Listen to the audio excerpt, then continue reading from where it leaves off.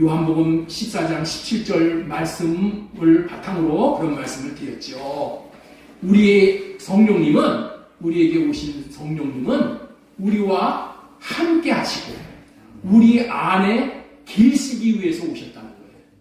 우리와 바깥에서도 함께 하시고 내 안에 계셔서 내 안에서 내주하심으로 말미암아 모든 하나님의 역사를 우리가 경험하고 누리고 그렇게 살 수 있도록 하셨다는 거예요. 우리는 그래서 누구를 믿는 것이냐? 내 안에 계신 예수님을 믿고 사는 거예요.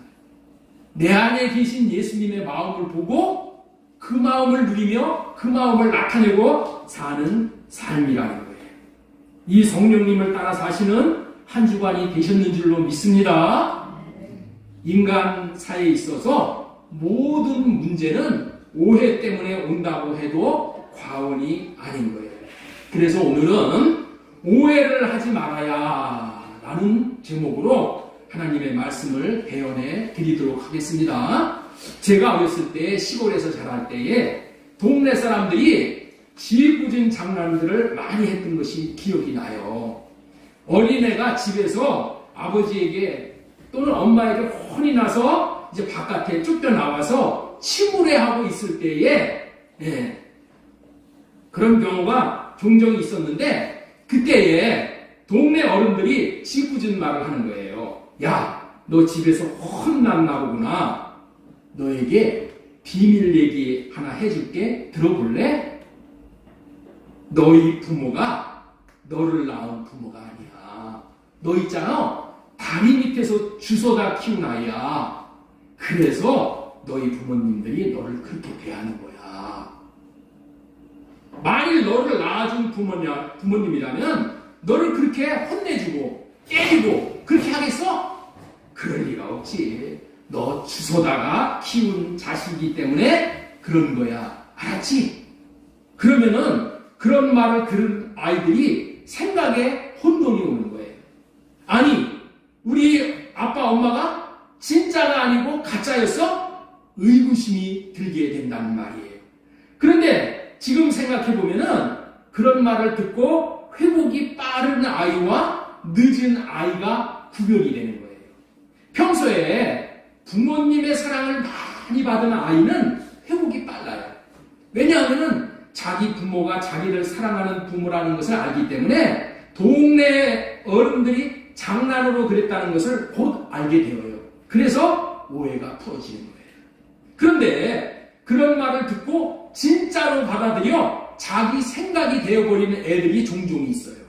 이런 아이들은 자기 부모라는 것에, 자기 부모가 정말 자기를 낳아준 부모라는 것에 대해서 오해를 하는 거예요. 우리 엄마 아빠가 나를 이렇게 혼내는 것은 맞아. 나를 낳아준 엄마 아빠가 아니기 때문에 그런 거야. 하면서 고통을 심하게 겪게 되는 거야. 이런 아이의 특징은 부모가 자기를 사랑한다는 생각이 적은 아이들은 쉽게 빠져나오지 못한다는 거예요. 그리고 곧바로 사춘기로 들어가는 거예요. 사춘기가 심해지면 자기에게 유익될 게 하나도 없는데도 그렇게 심한 사춘기를 겪으면서 공부도 안 하고 방탕하게 지내므로 천국과 같은 귀한 어린 시절을 낭비하게 된다는 거예요. 시간이 지나고 나서야 깨닫게 되는 것이죠. 부모님을 오해하면 이익이 될 것이 없다라는 것을, 그리고 그것을 깨닫고 나면은 이제는 늦은 때라는 것을 알고 후회를 하고 또 후회를 하게 된다는 거예요. 오해만큼 무서운 것도 없다는 것을 알아야 하는 것이에요. 사랑하고 살아야 하는 관계에서 오해를 하고 살게 되면은 말도 하고 싶지 않고 얼굴도 보기 싫어지고 심하면 따로 살고 싶은 생각까지 들게 되는 거예요. 그뿐만 아니라 싸움이 일어나는 대부분이 상대방을 오해함으로 일어난다는 거예요. 심지어 나라 간의 전쟁이 일어나는 것도 오해 때문에 일어난다는 것이, 그것이 대부분이 그렇다는 거예요. 그래서 오늘은 오해하지 말아야 라는 제목으로 하나님의 말씀을 지금 전해드리고 있는 것입니다. 오해를 하면 안 되는 것이 육신의 문제에서도 그렇지만 더욱 중요한 것은 영적인 관계에서 오해를 한다면 정말 문제가 커지는 거예요. 그래서 첫 번째로 전해드릴 말씀은 하나님에 대해서 오해를 하지 말아야 라는 말씀을 먼저 전해드리고자 하는 거예요. 우리는 하나님에 대하여서는 정말로 오해를 하면 안 되는 거예요. 왜냐하면 모든 공급이 하나님에게서부터 오기 때문에 그런 거예요.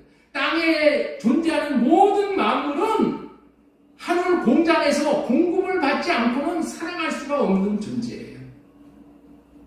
하나님에 대해서 대부분의 사람들이 오해를 많이 하고 있기 때문에 하나님을 믿지 않는 것이고, 지난주 말씀에 따르면 언약을 믿지 못함으로 그 좋으신 성령님과 함께하심과 안에 거하심의 연합의 구원을 누리지 못하게 된다는 거예요. 오해 때문에 하늘의 신령한 복과 땅의 기름진 복과 때를 따라 돕는 은혜를 받지도 못하고 누리지도 못하는 거예요. 하나님 안에 있으면은 반드시 시냇가에 심은 나무와 같이 시절을 쫓아 과실을 맺는 풍성한 복을 누리게 되어 있는 거예요. 어떠한 어려움이 와도 종려나무같이 불사조처럼 살아갈 뿐만이 아니라 번성하여 반드시 열매를 맺어 하나님과 많은 사람들을 기쁘게 해주고 백향목과 같이 성장하여서 반드시 하나님 나라 정 몸된 교회의 기둥으로 쓰임받게 되어지는 복을 받게 되어 있는 거예요. 있는 거야. 그런데 오해를 함으로 말미암아 이러한 놀라운 복과 하나님의 생명과 하나님의 이름, 하나님의 마음을 누리지 못하고 있으니 얼마나 안타까운 일이냐 말인 거예요. 믿는 신자들도 오해를 많이 하고 살고 있다는 거예요. 좋을 때나 잘 나갈 때는 좋아. 어려울 때, 힘이 들 때, 고난이 찾아올 때 오해하고 시험이 드는 사람이 생기는 거예요. 하나님을 오해하고 하나님의 사랑을 오해해서 남는 것은 결국에는 후회뿐이라는 거예요. 그렇기 때문에 내 앞에 어떤 일이 닥친다 할지라도 하나님이 나를 이렇게 대하시는가 하며 하나님께 대해서 불편한 마음을 갖는다면은 오해를 한 것으로 보면 되는 것입니다. 그러나 하나님께서는 어떠한 경우에도 나를 사랑으로 대한다는 것을 알 때에 오해하지 않을 수 있고, 설사 오해를 한다고 해도 쉽게 풀 수 있게 되어지는 거예요. 우리 호세아 6장 3절 말씀을 한번 보겠습니다. 그러므로 우리가 여호와를 알자. 힘써 여호와를 알자. 그의 나타나시는 새벽별같이 어김이 없나니 비와 같이 땅을 적시는 늦은 비와 같이 우리에게 임하시리라 하니라. 오해를 해결하는 유일한 길은 하나님을 제대로 아는 거예요. 하나님이 우리를 사랑하시면 마치 새벽빛이 비치는 것 같이 일정하고 어김이 없이 비춰주신다는 거예요. 이 말씀을 통해서 우리는 하나님의 사랑이 어떠하신지를 깨달아 알고 마음의 신비에 새기고 살아야 한다는 거예요. 하나님은 하늘이 둘 쪽이 난다 하더라도 나를 사랑하시는 하나님이시다. 하나님은 어떤 때는 나를 사랑하시다가 마음이 안 맞으면은 사랑을 안 하시는 하나님, 나를 포기하시는 하나님이 아니시라는 거예요.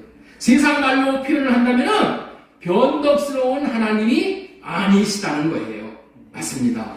우리 주님의 사랑은 우리가 생각하는 그런 차원의 사랑이 아니라 우리가 어떠한 자리에 있더라도 그 사랑은 변함없이 새벽빛같이 우리를 사랑으로 대하신다는 거예요. 그런 하나님을 표현할 때 아가페 하나님, 헤세드의 하나님이라고 표현을 하는 거예요. 우리 헤세드 하나님이, 헤세드가 무슨 뜻인지 한번 띄워주세요. 자비, 인애, 은혜, 사랑, 충성, 진실 뜻이 담긴 그런 말이 헤세드라는 그런 뜻이에요. 헤세드의 하나님이라고 표현을 하는 거예요. 우리 하나님이 우리를 때로는 채찍질 하신다 할지라도 그것도 사랑하시기 때문에 그렇게 하시는 것임을 결코 잊지 말아야 하는 거예요. 하나님은 우리를 사랑하시기 때문에 또한 징계를 하시는 거예요. 징계는 우리를 잘되게 하시기 위해서 하시는 것이니 받을 때 오해를 하면은 안 된다는 거예요. 징계가 없으면 사생자라고 하셨잖아요. 히브리서 12장 8절 말씀, 징계는 다 받는 것이거늘 너희에게 없으면 사생자여 친아들이 아니니라. 우리가 육신의 몸을 입고 이 땅에 사는 날 동안에 하나님은 우리를 늘 은혜로 사랑으로 대하신다는 것을 결코 잊지 말아야 하는 거예요. 하나님이 사랑으로 대하신다는 것을 어떻게 잊지 말아야 된다고요? 결코 잊지 말아야 돼요. 결코 잊지 말아야 되는 거예요. 로마서 8장 32절에 자기 아들을 아끼지 아니하시고 우리 모든 사람을 위하여 내주십니까? 어찌 그 아들과 함께 모든 것을 우리에게 주시지 않겠느냐? 이토록 우리를 사랑하신다는 것을 기억하고 우리는 어떠한 경우에도 하나님을 오해하면 안 되는 거예요. 하나님이 우리를 아가페 사랑했어도 사랑으로 대하신다는 것을 기억하고 그런 믿음을 가지고 있어야 하는 거예요. 그래서 늘 우리는 사랑으로 역사하시는 믿음을 가지고 주님 앞에 나아가기를 힘써야 하는 거예요. 자, 우리 갈라디아서 5장 5절 보겠습니다.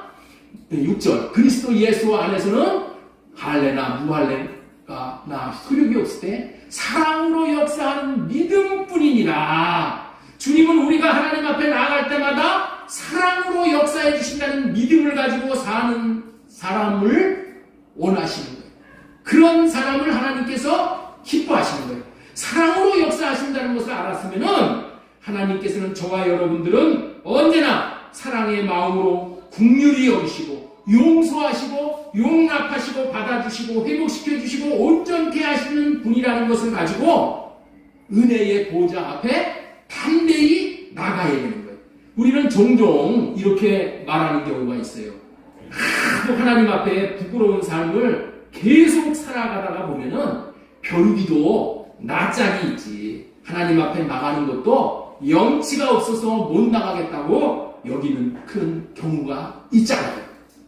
여러분들은 안 그러세요? 저는 그런 경우가 너무 많아요. 그럴 때도 하나님 앞에 나가야 돼. 응? 어떤 마음을 갖고 나가야 돼요? 그럼에도 불구하고 하나님은 나를 여전히 사랑으로 대해 주신다. 이 믿음을 가지고 나가는 거야. 이 믿음을 가지고 우리가 어떠한 경우에 처한다고 할지라도 하나님은 우리를 여전히 사랑하신다는 거예요. 우리 하나님은 늘 우리를 구원하시기 위해 사랑이 바탕이 되어져서 사랑이 전제가 되어져서 사랑의 동기로만 일하신다는 거예요. 우리는 어떠한 경우에도 하나님에 대한 오해를 떨쳐버리고 하나님은 나를 사랑으로 대해 주신다. 사랑으로 역사해 주신다. 믿음을 가져야 돼요. 그 믿음을 달라고 기도해야 되는 거예요. 주님은 늘 우리를 향해서 사랑으로 대해 주시는 분이에요. 옆에 있는 분에게 우리 한번 축복하신 거예요. 주님은 우리를 늘 사랑으로 대해 주시는 분이십니다.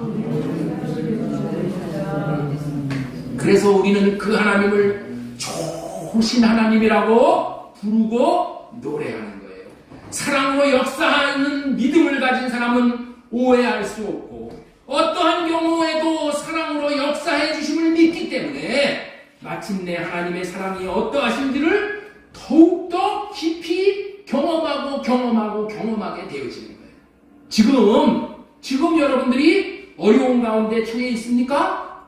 사랑으로 역사해 주신다는 것을 믿고 주님 앞에 나가 아빠 나를 불쌍히 여겨주세요. 아빠 나를 긍휼히 여겨주세요. 아빠 나를 짠히 여겨주세요. 나를 좀 짠히 여겨주세요. 라고 애통하는 심정을 주님께 토해보세요. 그러면 주님이 정말로 사랑으로 역사해 주신다는 것을 경험하게 될 것입니다. 이 사랑으로 역사하는 믿음을 가지시고 주님의 은혜의 보좌에 나갈 수 있는 저와 여러분들 되시기를 소망드리고 축원합니다. 지금까지는 하나님에 대한 오해를 하지 말아야 한다고 전해드렸습니다. 두 번째로 전해드릴 말씀은 율법에 대한 오해를 하지 말아야 한다. 첫 번째는 뭐라고 그랬죠? 하나님에 대한 오해를 하면 안 된다. 하나님의 사랑에 대한 오해를 하면 안 되고 두 번째는 뭐에 대해서 오해를 하지 말아야 된다고요? 율법에 대해서 오해를 하지 말아야 된다. 이것이 너무나도 중요합니다. 세상에서도 좋은 나라 법이 좋은 나라는 법이 좋은 나라인 거예요. 로마 나라는 법이 좋은 나라라고 알려져 있어요.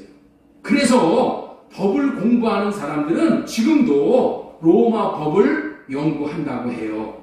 미국의 법은 좋은 법으로 알려져 있어요. 왜냐하면 성경을 기초로 두고 만든 법이기 때문에 그렇다는 것이죠. 우리나라도 법을 잘 만들었었어요. 그것이 재헌국회에서 만든 법이야. 우리나라 법도 이승만 대통령이 성경을 기초로 해서 법을 만들었기 때문에 아주 좋은 법이었어. 그런데 그 좋은 법을 지금 많이 바꿔버렸어. 나라 중에 최고의 나라는 하나님의 나라이기 때문에 하나님의 나라의 법보다 좋은 법은 없는 것이 당연하겠죠. 그런데 하나님 나라의 좋은 법, 최고의 법인 율법에 대해서 오해를 하는 경우가 많기 때문에 오늘은 율법에 대한 오해를 하지 말아야 한다는 제목으로 말씀을 전하고 있는 거예요. 나도 거의 일평생 동안을 교회 안에서 자랐어요. 그런데 율법에 대해서 오해를 많이 하고 자랐어요. 그래서 시행착오를 많이 함으로 헛된 삶, 열매 맺지 못한 삶을 무척 많이 살았다는 것이죠. 지금 생각하면 참 안타까운 일이에요. 나는 복음으로 살아야 된다는 말을 많이 듣고 살다가 보니까 율법으로 살면 잘못 사는 것으로 알고 있었다니까요. 성경에서는 율법에 대해서 그다지 좋은 법이 아니라는 오해를 할 수 있는 말씀이 여러 군데 나와요. 대표적으로 이제 소개할 말씀들이 그런 말씀들이야. 예? 율법에 대해서 오해를 할 수 있는 말씀들이 많이 나온다니까. 예? 갈라디아서 5장 4절 한번 보도록 하겠습니다. 율법 안에서 의롭다 함을 얻으려는 너희는 그리스도에게서 끊어지고 은혜에서 떨어진 자로다. 율법 얘기가 나오죠. 그렇죠? 율법을 지킴으로써 하나님과 올바른 관계를 맺으려는 여러분은 그리스도와의 관계가 끊어졌고 은총에서 벗어났습니다. 그렇죠? 율법이 아주 부정적으로 여기 소개가 되죠. 로마서 4장 14절도 보세요. 만일 율법에 속한 자들이 상속자이면 믿음은 헛것이 되고 약속은 파기되었느니라. 율법은 진노를 이루게 하나니 율법이 없는 곳에는 범법도 없느니라. 이렇게 말씀을 하는 거예요.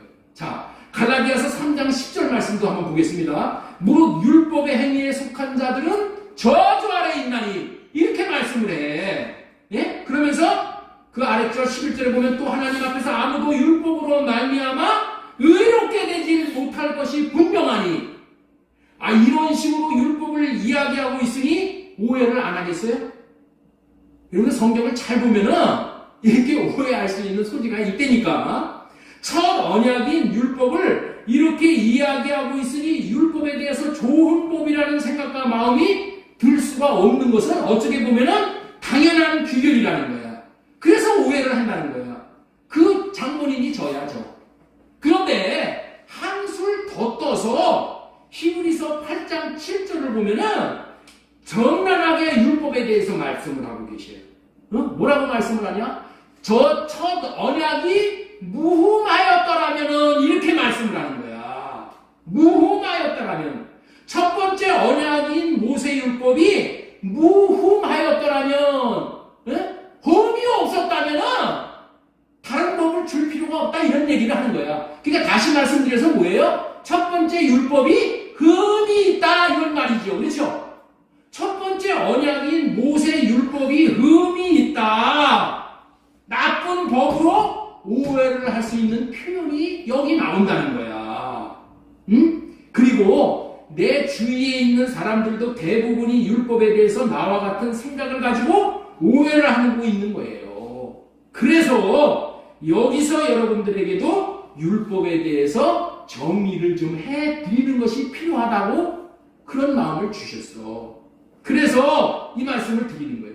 여러분들이 분명히 아셔야 하는 것은 구원은 내가 어떻게 함으로 구원을 받을 수 있는 게 아니에요. 그렇죠? 구원은 내 소관이 아니라 하나님의 소관이야. 하나님께 속해 있다는 거야, 구원은. 구원은 하나님께서 주시는 선물을 받는 것이 구원인 거예요. 그런 의미로 하는 말씀이 믿음으로 구원을 받았다는 것입니다. 믿음으로 구원을 받았다는 말은 다른 말로 자신이 율법을 지켜서 구원받을 수 없다는 의미가 전제되어 있는 말이야. 내가 아무리 율법을 지키려고 노력해도 구원을 이룰 수가 없지만은 하나님께서 내가 구원을 받게 하시기 위해 일하시고 구원을 이루어 놓으시면은 이루어 놓은 구원을 내가 받으면은 내가 구원을 받게 되는 것이고 하나님께서 이루어 놓은 구원을 내가 못 받으면 나는 구원이 없는 거야. 그렇죠? 접수가 지금 되시는 거예요? 예? 구원은 하나님이 주시면 받는 거고 안 주시면 없는 거야.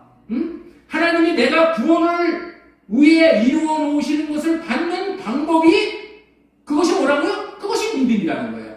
왜냐하면 믿음이라는 것은 믿음이라는 단어는 받아들인다, 억셉트한다, 리시브한다 그런 뜻의 의미가 있는 단어예요. 단어. 그래서 믿음으로 구원을 받는 것이지 내가 율법을 지킴으로 구원을 받는 것이 아니다라는 믿음을 강조하다 보니까 여기서 소개한 말씀처럼 율법을 지키는 것이 과소평가를 받게 되는 것 같이 여겨지는 거예요. 앞서서 읽은 말씀들은 믿음으로 구원받는다는 것이 너무나도 중요하기 때문에 믿음을 강조하기 위해서 율법과 율법의 행위를 비하시켰다고 볼 수 있는 거예요. 우리가 구원을 받게 되는 길은 두 가지를 갖춰야 구원을 받는다는 것을 성경에서는 분명히 우리에게 가르쳐주고 있는 거예요. 구원을 받는 두 가지가 뭐냐? 온전한 믿음과 온전한 행함으로 구원을 받는 거야. 그런데 사람은 온전한 믿음과 온전한 행함을 할 수가 없어. 예? 온전한 믿음도 가질 수 없고 온전한 믿음 행함도 할 수 없는 것이 사람이야. 그런데 딱 온전한 믿음과 온전한 행함을 할 수 있는 분이 누구냐? 오직 예수 그리스도 한 분이라는 거예요. 예수님이 십자가에서 이루신 것은 하나님에 대한 온전한 믿음과 온전한 행함이시라는 거예요. 그래서 나를 구원하시기 위해서 예수님이 온전한 믿음과 온전한 행함을 나를 위해 주셨다라고 믿으면은 구원이고 믿지 않으면은 구원이 없는 거예요. 이해가 되시죠? 구원은 온전한 믿음과 온전한 행함인데 나는 온전한 믿음도 없고 온전한 행함도 없어. 그런데 예수 그리스도가 온전한 믿음과 온전한 행함으로 십자가에서 구원을 이루셨습니다.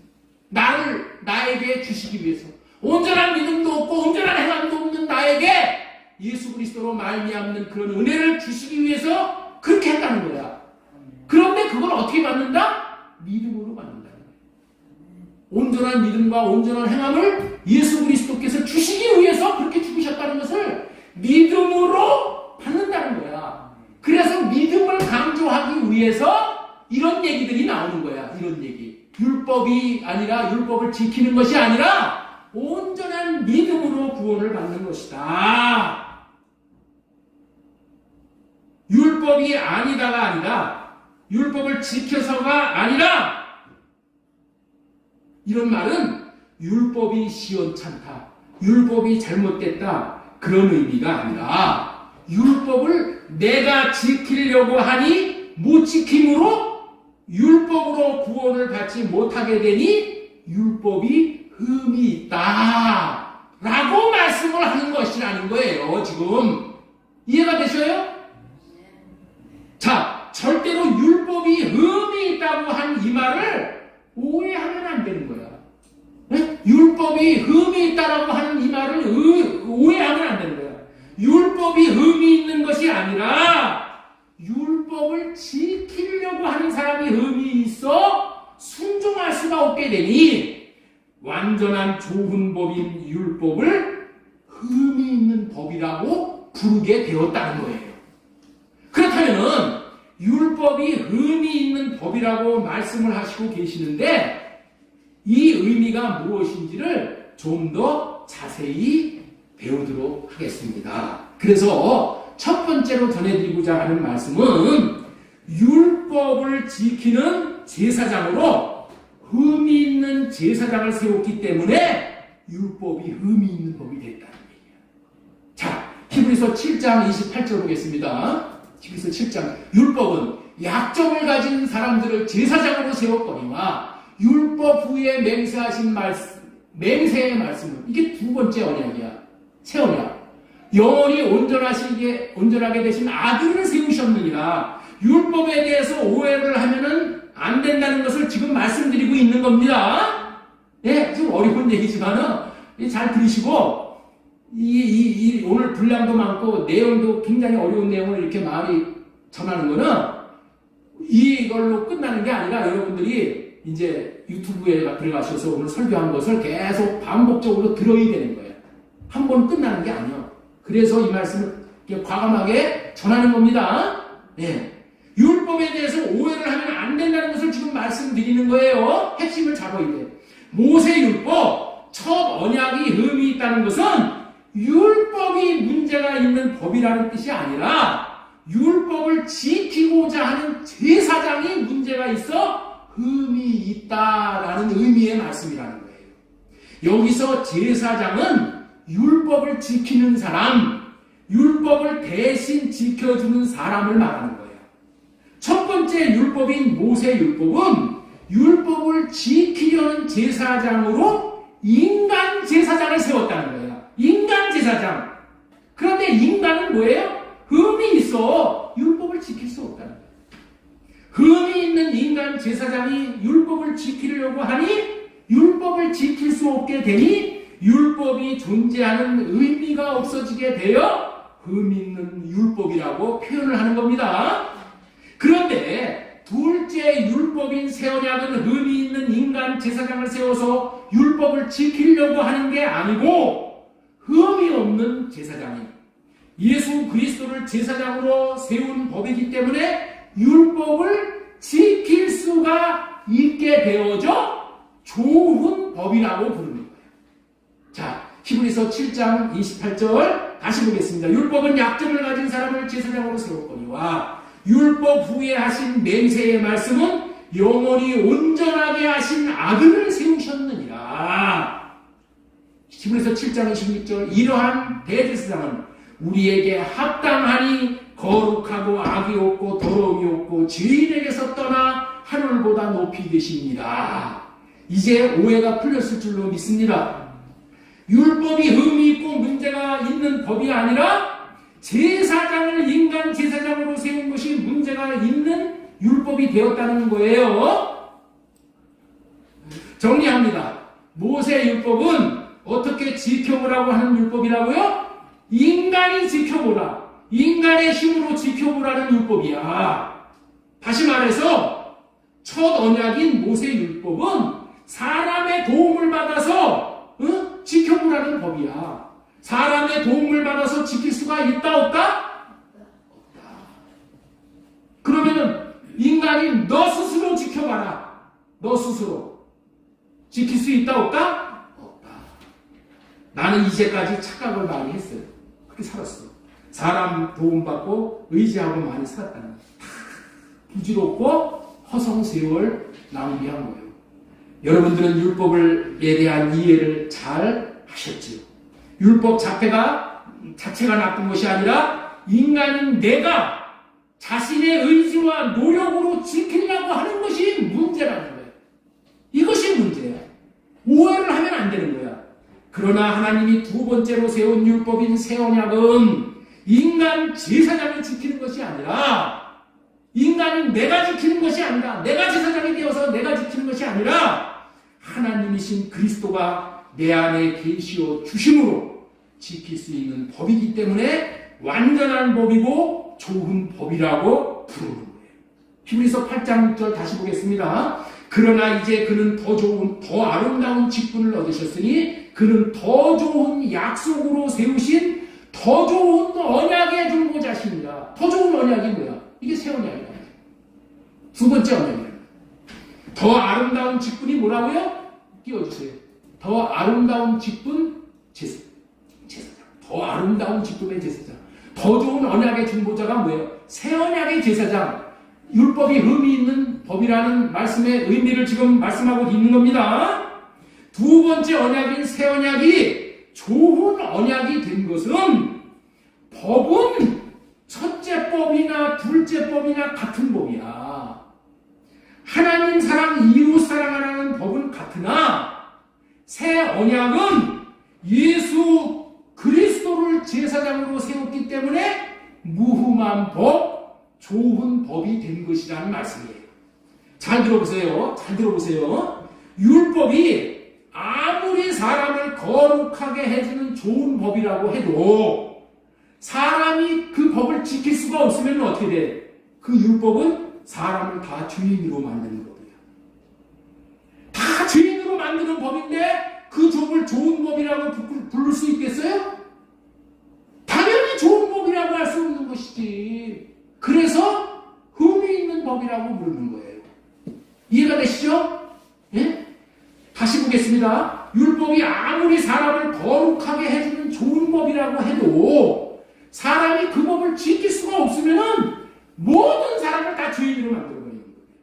근데 그 법을 좋은 법이라고 부를 수 있겠냐는 거예요. 그래서 좋은 법이 아닌 것처럼 그렇게 얘기가 나오는 거예요.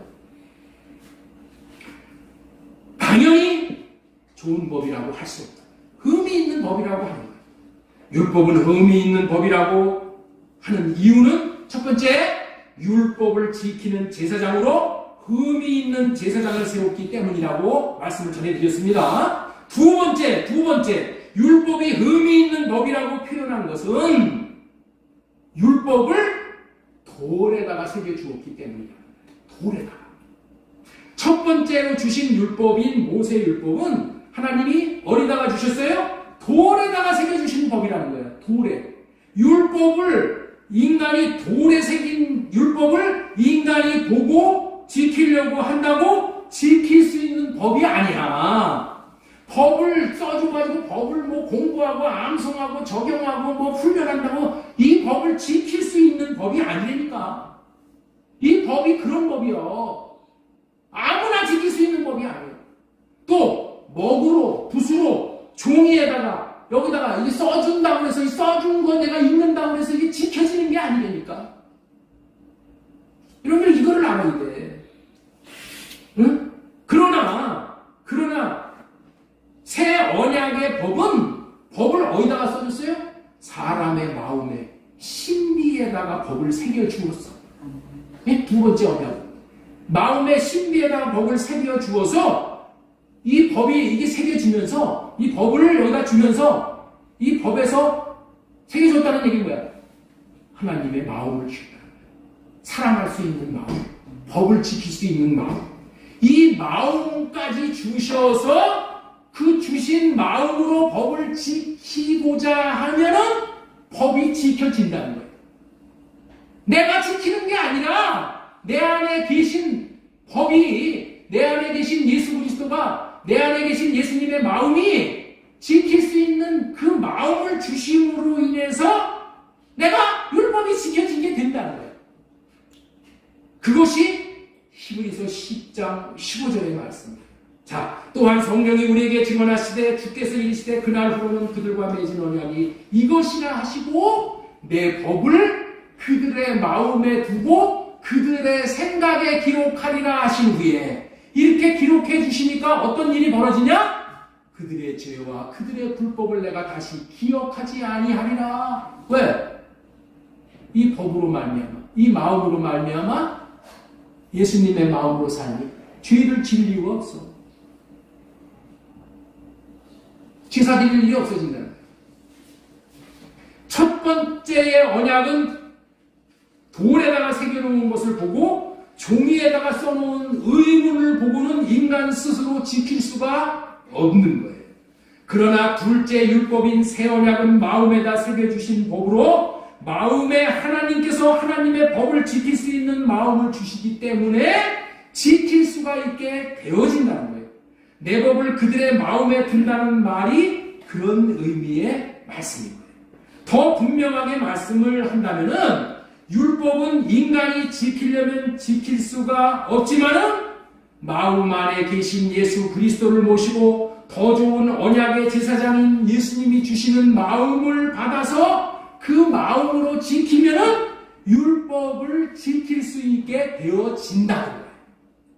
나는 지킬 수 없지만은 내가 내 육신의 생각은 할례를 구해서 받고 내 안에 계신 예수님이 지키게 해주시면 지킬 수 있게 되어지는 법이야. 그래서 둘째 언약은 지킬 수 있는 법이기 때문에 좋은 법이라는 거예요. 이렇게 사는 삶이 새 언약을 누리는 것이고 이 원리가 모든 율법을 지키게 되는 원리라는 거예요. 히브리서 8장 6절 말씀, 그러나 이제 그는 더 좋은 더 아름다운 직분을 얻으셨으니 그는 더 좋은 약속으로 세우신 더 좋은 언약의 중보자시니라. 아빠가 퇴근을 해서 집에 돌아와 보니까 초등학교 1학년에 들어가는 아들이 큰 걱정을 하고 있는 거야. 왜 그러냐고 아빠가 물으니까 선생님이 그림을 그려가지고 오라고 숙제를 해주셨는데 숙제를 못하고 있다는 거야. 제 수준으로. 그림을 못 그려서 큰 걱정을 하고 있다는 거야. 그 말을 들은 아빠가 우리 아들 걱정하지 말아라. 우리 아들 잘 그릴 수 있어. 지금 그려보자 하고 크레파스를 아이 손에다가 이렇게 지어줬어. 그리고 크레파스를 지은 아이 손을 아빠가 잡은 거야. 그리고 그림을 그리기 시작한 거예요. 아빠가 아이 손을 잡고 그려나가는 거예요. 잠시 후에 멋진 그림이 그려졌어요. 아빠가 칭찬을 해주는 거예요. 우리 아들이 그림 최고다, 최고라고 칭찬을 했어요. 누가 그렸어요? 아빠가 그린 거예요. 그런데 누가 그린 것으로 여겨준다고요? 아들이 그린 것으로 여겨주시는 거예요. 아들이 그린 그림으로 여겨주는 거예요. 우리는 율법을 지킬 수가 없어요. 그러나 지난주의 말씀대로 성령이 우리 안에 함께 계시고 함께 밖에 계시고 안에 계시게 함으로 성령을 따라 사는 사람에게 율법을 지킬 수 있는 마음, 다시 말해서 하나님 사랑, 이웃 사랑할 수 있는 마음을 주셔서 율법을 지킬 수 있게 해주시니 율법을 지킬 수 있게 되어지더라. 그러면 율법을 탁월하게 잘 지킬 수 있게 되어짐으로 하나님에게 100점이라고 인정받게 되어지는 거예요. 다시 한번 말씀드립니다. 율법은 새 언약을 이루어 주시기 위해서 오신 새 언약의 중보자 예수 그리스도를 마음에 모시고 마음에서 주시는 율법을 지킬 수 있는 마음을 받아 그 마음을 나타내고 살면 모든 율법을 지킬 수가 있게 되어지는 거예요.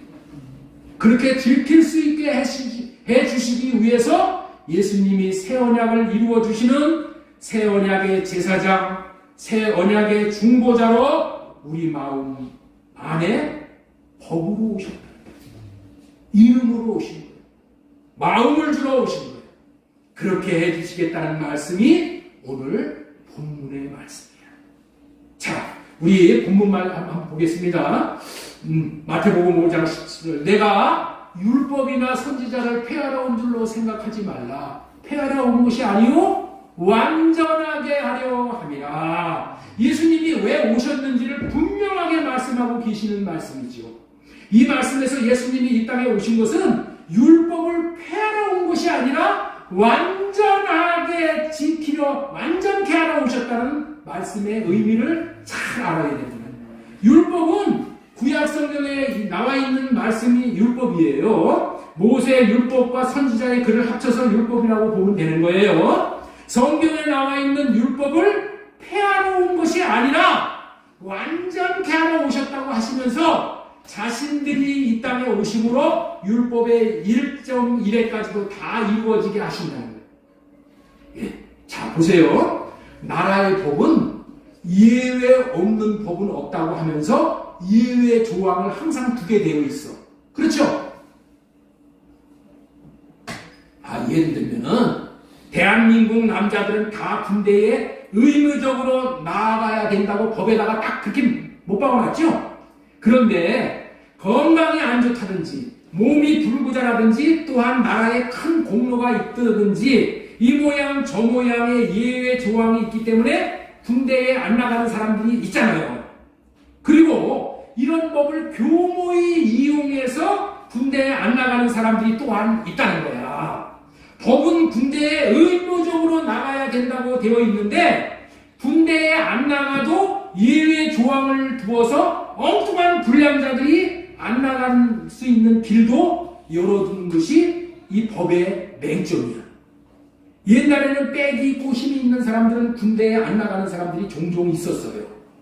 지금 무슨 말씀을 지금 하려고 하는 건가요? 오늘 예수님의 말씀은 내가 하나님의 아들로 이 땅에 왔다고 해서 내 빽으로 율법을 안 지켜도 된다라고 생각하는 사람들 아예 그런 생각 털끝만큼도 하지 말라 그런 말이야. 하나님의 나라는 절대 빽이 안 통한다. 절대로 적당히는 하나님의 나라에 들어갈 수 없다. 적당히 하나님의 나라에 들어가려고 생각하는 아니라는 생각을 없애주기 위해서 이 말씀을 하신다는 거예요. 마태복음 5장 17절 다시 해보겠습니다. 내가 율법이나 선지자를 폐하러 온 줄로 생각하지 말라. 폐하러 온 것이 아니라 완전하게 하려 함이니라. 완전하게 지키게 하려 함이니라. 그렇죠? 그래요 안 그래요? 그래요 안 그래요? 예수님이 왜 이런 말씀을 하시는 것이라고요? 예수님은 유대 땅에 사역하시던 당시에 예수님이 하나님의 아들로 복음을 주려고 오셨으니까 인간의 힘으로 율법을 지키는 것이 너무도 어렵다는 것을 다들 그 당시에 다 알고 있는 거야. 네? 율법 지키는 것이 너무나도 어려워. 인간의 힘으로 지키려고 하는 것이 너무 어렵다는 것을 다 알고 있어. 다 알고 있어. 그랬더니 이제 어떻게 생각하는 거야? 야, 예수님이 이제 복음으로 오신 복음인 줄로 믿고 예수님의 덕을 보면은 율법을 적당히 안 지켜도 되는가 보다 생각하는 사람들이 있었다는 거야. 그래요 안 그래요? 그런 사람이 있었다는 거야. 그래서 오해를 하지 않도록 예수님께서 절대로 그런 것이 아니다 라고 세기를 박는 말씀이 오늘 이 말씀이야. 자, 그때뿐만이 아니라 오늘날도 예수님을 믿으니까 율법 안 지켜도 되는 것으로 생각하는 크리스찬들이 너무나도 많은 현실이야. 저도 한때는 그렇게 생각하고 있었으니까 죄를 범하고도 예수님 앞에 나오면 되게 많은 죄를 싹 씻어주는 것으로 생각하고 죄 짓는 것을 쉽게 생각하는 사람들이 많이 있는 것이 오늘날의 현실이죠. 그러니 복음은 예수님을 믿는다고 하면서 반복적으로 죄를 짓는 것에 대한 면죄부를 씌워주는 것이 절대로 아니라는 것을 알아야 한다는 거예요. 오히려 예수님의 말씀을 들어보면은 얼마나 정신이 번쩍 드는 말씀인지를 우리는 알 수가 있는 거예요. 마태복음 5장 21절 보겠습니다. 옛사람에게 말한 바 살인하지 말라. 누구든지 살인하면 심판을 받게 되었으리라 하리라는 말을 너희가 들었으나 나는 너희에게 이르노니. 예수님은 너희에게 이르노니 형제에게 노하는 자마다, 형제에게 화내는 자, 분노하는 자마다 심판을 받게 된대. 형제에게 대해서 나가라 하는 자, 형제를 보고 야, 이 바보 같은 자식아, 나가라는 것은 바보 같은 자식아 이렇게 얘기하는 거야. 이 바보 같은 자식이라 나가라 하는 자도 공회에 잡혀가서 거기서 혼난다는 거야. 그리고 미련한 놈이라고 하는 자는 지옥불에 들어가게 된다는 거야. 네? 미련하게 된다는 이 말을 하면은 지옥불에 들어가게 된다는 거야. 여러분들, 이 말이 사실일까요? 미련한 놈이다 한마디만 해도 지옥불에 던져진대. 이 말이 사실일까요? 사실이야 사실이 아니야? 네? 아니, 사실이야 사실이 아니야. 여러분들, 내가 말하면은 거짓말일 수도 있어. 그런데 지금 누가 말하는 거예요? 예수님이 말하신 거예요. 예수님이 직접 하신 말씀이에요. 그렇다면 누구에게 하신 말씀이라고요? 믿지 않는 사람들한테 예수 믿는 자들에게 하는 거예요. 예수님이 읽도록 율법을 지키라는 것을 엄격하게 말씀하고 계시는 거예요. 자, 왜 예수님이 이렇게 엄격히 율법을 지킬 것을 요구할까요? 왜 그러냐? 답은 거룩한 백성을 만들기 위해서요. 여러분들 요즘에 정치하는 사람들을 보면은 거의 다가 서울대 법대 나온 사람이에요. 여러분들 내가 고등학교 때 공부할 때 서울대 법대는 나는 꿈도 꾸지도 못했어. 예? 서울대만 들어가는 것도 대단해. 법대, 의대는 여러분들 있어 정말 천재 숙제들만 들어가는 거야. 예? 대단한 거야, 대단한 거야. 예? 그리고 그것뿐만이 아니라 고시까지 다 패스한 사람들이야. 여기 보면은 다 국회의원들, 이런 사람들 대단한 사람들이야. 그런데 왜 저들이 추풍낙엽같이 떨어지는 거야? 지식은 대단한데 행함이 따르지 않기 때문에 그렇다. 대표적으로 행함이 따르지 않는 거야. 돈, 뇌물 받아먹는 거. 돈 때문이고 미투 때문에 그런 거야. 미투. 그렇죠? 안희정 씨 왜 대권 주자야 그 사람? 추풍낙엽같이 떨어졌어요? 박원순 씨 대단한 사람이야. 그런데 끝이 비참했어. 믿는 사람들이 율법을 적당히 생각하고 율법을 지키지 않고 살면은 언제 마귀밥이 될지 모르는 거야. 언제 마귀밥이 될지 모르는 거야. 그래서 하나님은 믿는 백성들을 사랑하심으로 이렇게 엄격한 율법을 주시는 거예요.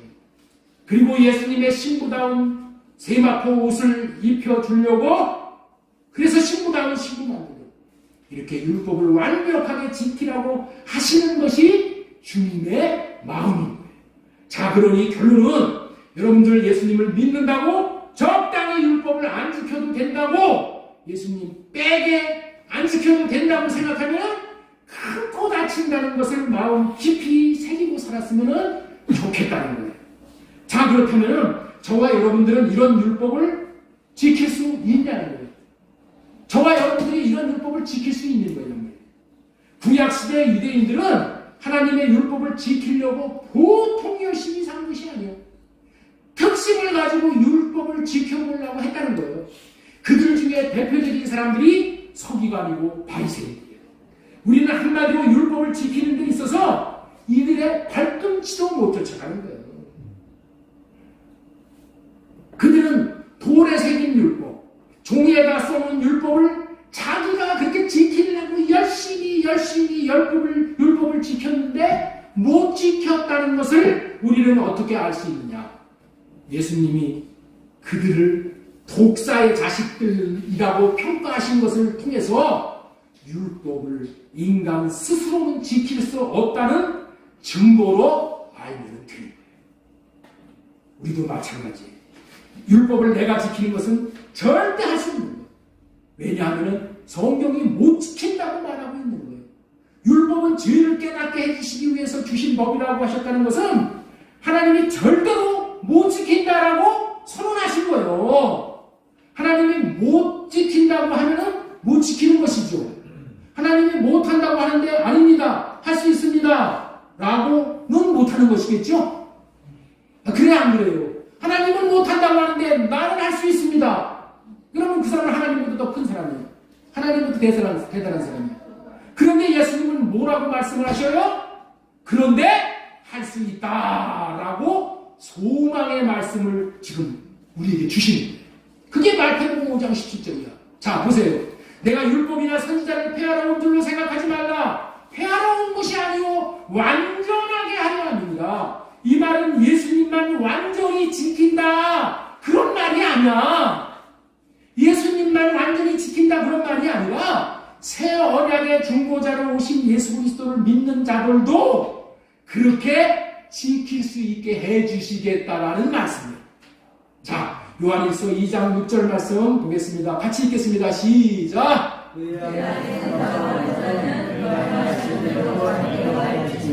그의 안에 사는 자는 예수님이 하신 삶을 반드시 살아갈 수 있게 돼 있어. 예수님은 뭐라고 그랬어?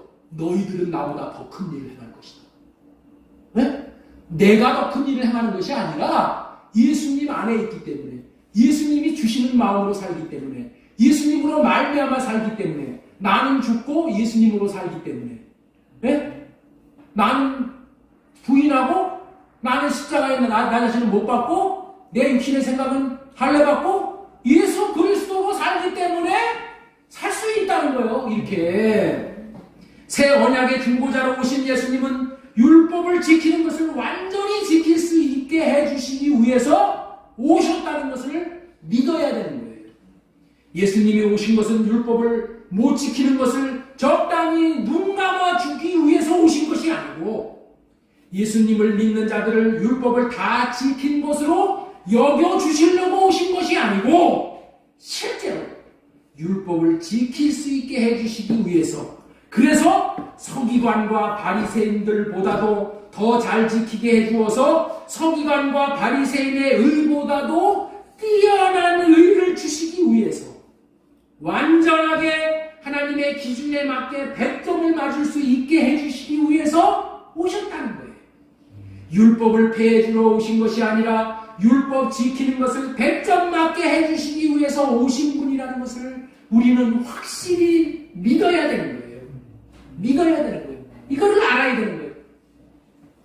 자, 그렇다면 예수님은 어떻게 해서 우리들을 율법을 완전히 지킬 수 있게 해주시는 것일까요?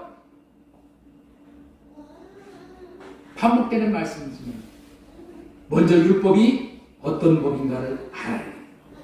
율법은 하나님만이 지킬 수 있는 법이 율법입니다. 다시 말해서 하나님의 생명을 가진 자만이 지킬 수 있는 법이 율법이다. 하나님처럼 살 수 있는 자는 하나님의 생명을 받은 자이고 사람처럼 살 수 있는 사람은 사람의 생명을 받은 사람이야. 그리고 고양이의 생명을 받으면 고양이처럼 살아가는 거야. 고양이의 생명을 받았는데 사람같이 살 수가 있어요? 없어요?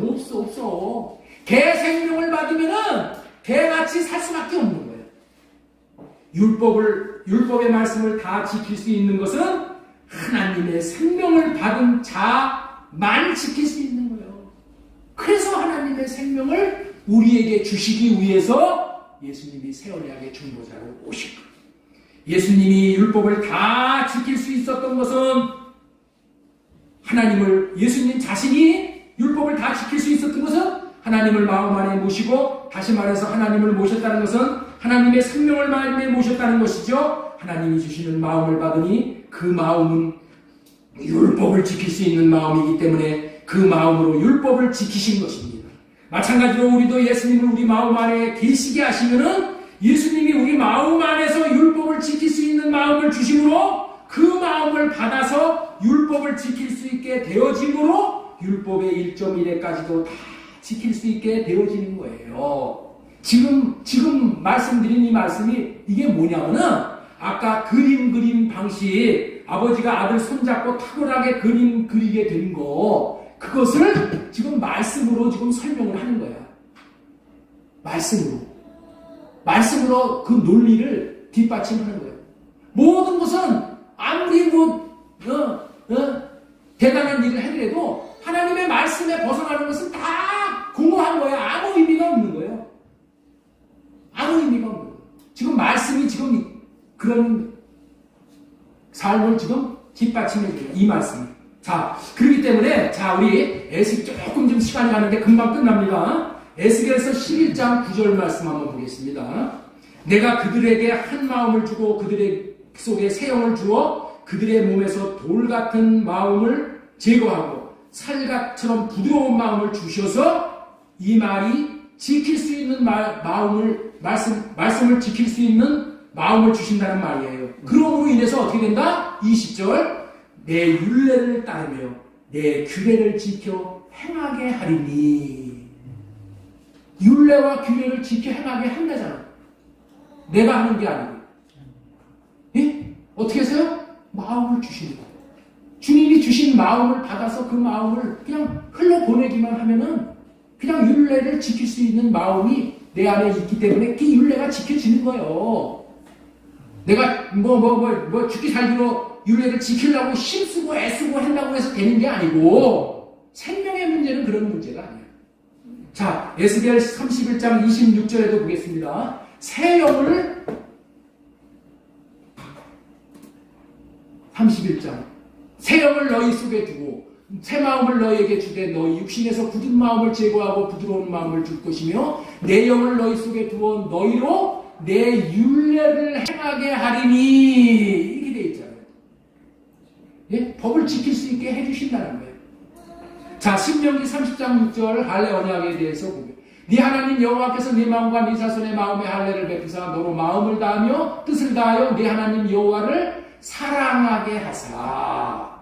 그래? 사랑하는 게 뭐예요? 법이야, 율법. 그죠? 이거 사랑할 수 있게 해주시겠다는 거예요. 이와 같이 새 언약으로 주신 율법은 주님이 주시는 생명과 마음을 받음으로 지킬 수 있는 율법이므로 좋은 율법, 완전한 율법이 되어지는 것입니다. 이 좋은 율법을 내가 지키는 것이 아니라 내 안에 계신 예수 그리스도로 말미암아 지킬 수 있게 되어지는 거예요. 이렇게 율법을 지킬 수 있게 해주시는 언약인 새 언약이 복음인 것이고 새 언약의 중보자로 오신 예수 그리스도가 복음이야, 복음. 요한복음 10장 34절 보겠습니다. 예수님께서 이르시되 너희 율법에 기록된 내가 너희를 신이라 하였노라 하지 아니하였느냐. 여러분들 있죠? 우리가 신이 돼야지 율법을 지키는 거예요. 내가 신이 되는 거예요. 신을 만들어 주시겠다 그랬잖아요. 신. 하나님이 되는 거야, 내가 하나님. 내가 하나님의 생명을 받는. 그래서 우리가 율법을 지킬 수 있게 되어지. 나로 사는 게 되는 게 아니에요.